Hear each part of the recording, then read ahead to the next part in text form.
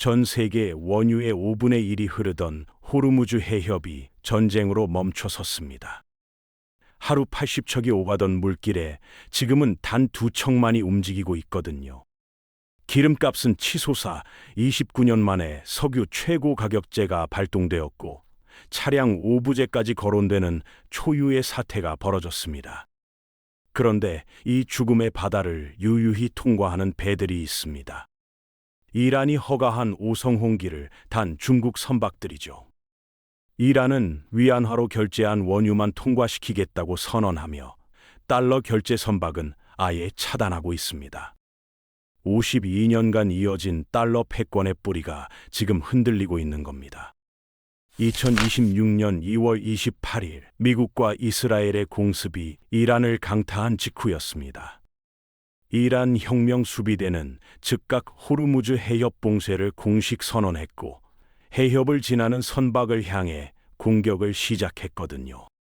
그 뒤로 단 며칠 만에 최소 16척의 선박이 피격됐습니다. 해협 곳곳엔 기뢰가 깔렸고 한때 세계 물류의 핏줄이던 이 바다는 말 그대로 죽음의 해역이 되었습니다. 지금 이 순간에도 한국 선박 26척과 선원 186명이 그 바다에 발이 묶여 있습니다. 이란의 전파 교란으로 GPS마저 먹통이 된 상황이라 선원들은 원시적인 방법으로 위치를 파악하며 버티고 있죠. 미사일 표적이 될까봐 엔진도 못 돌리는 겁니다. 엔진을 멈추면 식수를 만드는 조수기도 작동을 멈춥니다. 물 한 모금조차 구하기 힘든 극한의 상황 속에서 그들은 숨을 죽이며 하루하루를 견디고 있는 거예요. 국제유가는 봉쇄 이후 단 18일 만에 40%가 폭등해 배럴당 103달러를 찍었습니다. 전 세계 물류망과 항공 노선이 줄줄이 멈추면서 경제학자들은 이 현상을 경제적 혈전증이라고 부르기 시작했습니다. 모든 배가 멈춰선 그 바다에서 단 한 종류의 선박만이 유독 공격을 피해 유유히 통과하고 있습니다. 중국 해운사 소속 룬천 2호를 시작으로 오성홍기를 단 선박들이 이란의 포화 속을 아무렇지 않게 빠져나가고 있거든요. 영국 해상무역기구가 확인한 통계는 충격적입니다. 현재 호르무즈 해협을 무사히 통과하는 선박은 오직 중국 국적 아니면 이란 국적뿐이라는 겁니다. 이 사실이 알려지자 전 세계 선박들 사이에서 기현상이 벌어지기 시작했습니다. 생존의 벼랑 끝에 몰린 타국 선박들이 선박 자동 식별 장치, 그러니까 배의 신분증 같은 AIS 정보를 조작하기 시작한 겁니다. 선주 국적 중국인이라고 위조해서 탈출을 시도하는 거죠. 일주일 새 최소 10척의 배가 중국인 선원이 탑승했다거나 무슬림 선박이라고 강조하며 이란의 공격망을 피하려 했습니다. 생각해보세요. 군함의 호위도 외교적 보호도 아닙니다. 지금 이 순간 호르무즈 해협에서 생사를 결정짓는 유일한 통행증은 바로 중국이라는 이름 석자입니다. 그렇다면 이란은 왜 중국 선박에만 길을 열어준 걸까요? 단순히 사이가 좋아서가 아닙니다. 여기엔 훨씬 더 정교한 전략이 숨어 있거든요. 이란이 원하는 건 딱 하나입니다. 원유 대금을 오직 위안화로만 받겠다는 겁니다. 전쟁 이후 이란은 약 1170만 배럴의 원유를 중국에 수출했는데 거기서 달러는 단 1달러도 섞이지 않았습니다. 100% 위안화 결제만 관철시킨 거죠. 이란이 세운 원칙은 아주 단순하고도 섬뜩합니다. 위안화로 결제하면 통과, 달러로 결제하면 차단. 호르무즈 해협이라는 물리적 목줄을 군사력으로 틀어진 채 전 세계를 향해 위안화 결제를 강요하는 해상 톨게이트를 세운 겁니다. 역사를 한번 돌아보면 이게 얼마나 대담한 도전인지 실감할 수 있습니다. 과거 이라크의 사담 후세인도 달러 패권에 맞서 유로화 결제를 선언했다가 미군의 침공으로 정권이 무너지고 말았거든요. 그런데 이란은 달랐습니다. 중국이라는 든든한 뒷배를 활용해 겁먹기는커녕 실시간으로 달러의 숨통을 조이고 있는 겁니다. 지금으로부터 52년 전인 1974년으로 거슬러 올라가 봅시다. 당시 미국 국무장관 헨리 키신저는 사우디아라비아와 아주 특별한 거래를 성사시켰습니다. 내용은 간단했습니다. 사우디가 석유를 팔 때 오직 달러로만 받는다.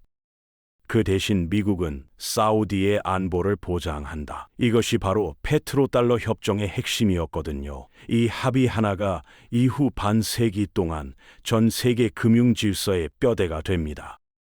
사우디가 달러로만 기름을 팔기로 하자 OPEC 전체가 그 뒤를 따랐습니다. 전 세계 모든 나라의 중앙은행은 기름을 사려면 반드시 달러를 쌓아둬야 했고, 그 덕분에 달러는 세계 기축 통화의 자리를 굳건히 지켜올 수 있었던 겁니다. 52년간 단 한 번도 흔들리지 않은 이 질서에 도전했던 나라가 있었습니다. 이라크였죠.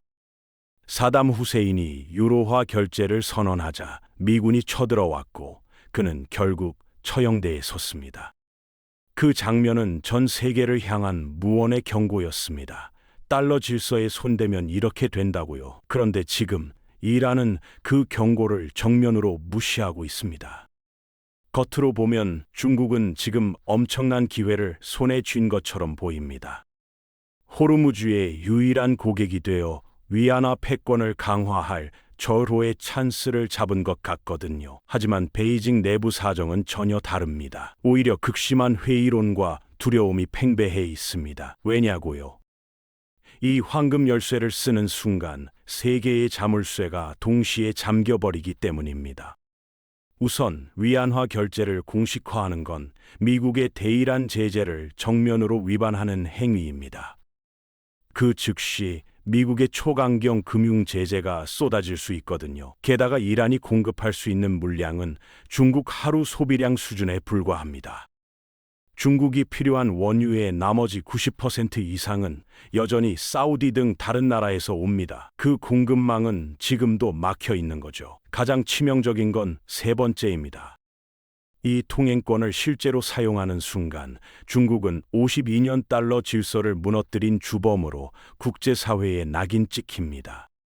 글로벌 결제망인 SWIFT에서 배제될 위험까지 생기는 겁니다. 달콤해 보이지만 먹는 순간 독이 퍼지는, 말 그대로 독이 든 선물을 받아든 셈입니다. 독이 든 선물 앞에서 머뭇거리는 사이 중국의 에너지 동맥은 이미 굳어가고 있습니다. 호르무즈 봉쇄로 중국이 매일 수입하던 500만 배럴의 원유 수급이 사실상 중단된 거거든요. 이란이 위안화로 넘겨주는 물량만으로는 14억 인구의 거대한 경제를 굴리기에 턱없이 부족합니다.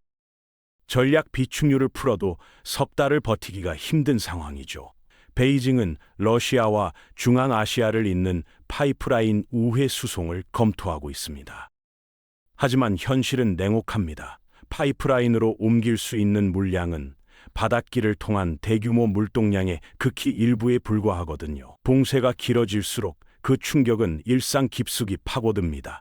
공장 가동이 멈추고 발전소 가동률이 떨어지고 물류망이 마비되는 연쇄 반응이 시작되는 겁니다.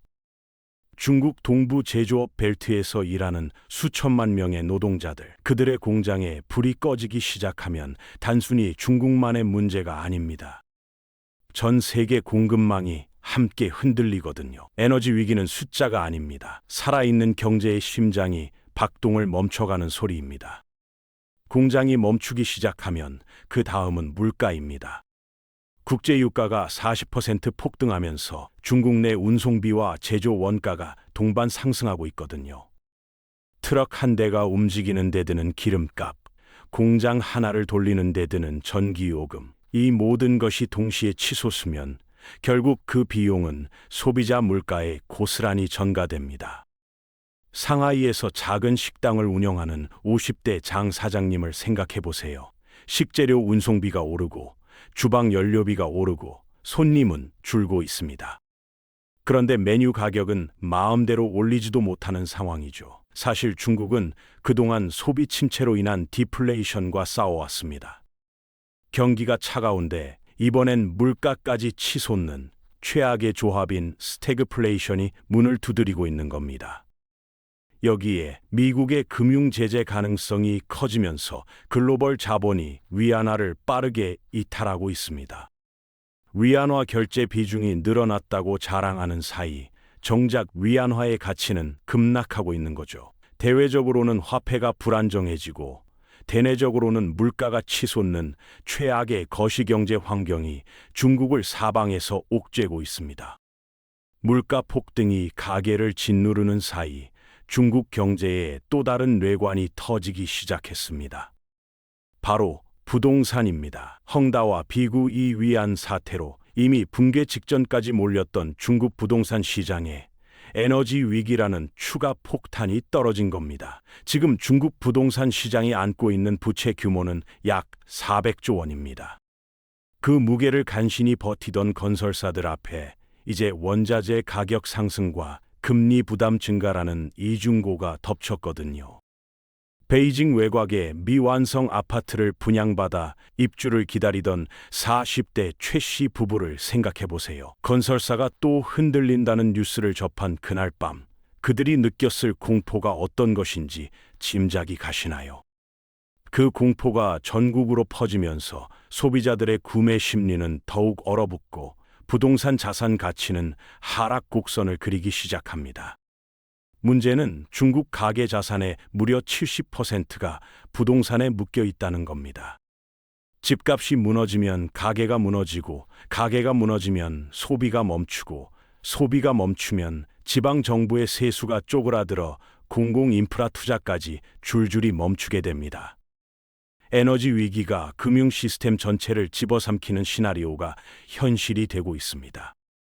엎친 데 덮친 격으로 이번 전쟁은 중국에 또 하나의 치명적인 청구서를 들이밀었습니다. 바로 방산 수출 시장의 붕괴입니다. 이란이 이번 전쟁에서 운용한 방공 시스템은 중국산이었습니다. 그런데 실전 결과가 충격적이었거든요. 상대국의 미사일을 막아내는 요격률이 사실상 0%에 가까웠습니다. 수십억 달러짜리 방공망이 실전에서 허수아비였던 겁니다. 그동안 중국 방산 업체들은 중동과 동남아 시장을 공략하며 아주 매력적인 문구를 내세워왔습니다. 미국 무기 절반 가격에 비슷한 성능. 이 한 줄의 광고 문구가 수조 원짜리 수출 계약을 끌어냈거든요. 그런데 실전이라는 냉혹한 시험대가 그 거짓말을 단번에 폭로해버린 겁니다. 방산 수출은 단순한 장사가 아닙니다. 무기를 사준다는 건 그 나라의 군사 기술을 믿는다는 뜻이고, 그 신뢰는 곧 국가적 위상과 직결됩니다. 요격률 0%라는 수치가 알려지는 순간 기존 수출 계약 취소 문의가 쏟아지기 시작했고, 중국제 무기 전반에 대한 신뢰는 바닥을 쳤습니다. 에너지 위기, 금융 불안, 부동산 붕괴에 이어 군사 기술의 신뢰성 문제까지 중국은 지금 네 방향에서 동시에 무너지고 있습니다. 그리고 어젯밤 마지막 남은 희망의 불씨마저 꺼졌습니다. 이란의 최고 안보 책임자 라리자니가 공습으로 사망했다는 소식이 전해진 겁니다. 라리자니는 강경파와 온건파 사이에서 대화의 창구 역할을 해온 인물이었습니다. 협상 테이블에 앉을 수 있는 몇 안 되는 실력자였거든요. 그가 사라졌습니다. 같은 날 바시지 민병대 총사령관도 함께 사망하면서 이란 내부의 강경 여론은 극에 달했습니다. 슬픔은 순식간에 분노로 바뀌었고 대화를 논하는 목소리는 완전히 묻혀버렸습니다. 새롭게 전면에 나선 지도자 모즈타바는 국제사회의 모든 화해 제안을 단호하게 거부했습니다. 그가 내건 조건은 협상이 아니었습니다. 상대의 완전한 패배, 그리고 거액의 전쟁 배상, 타협의 여지가 없는 요구였거든요. 외교관들은 말합니다. 전쟁을 끝내려면 양쪽 모두의 체면을 지킬 출구가 있어야 한다고요. 지금 이란엔 그 출구가 없습니다.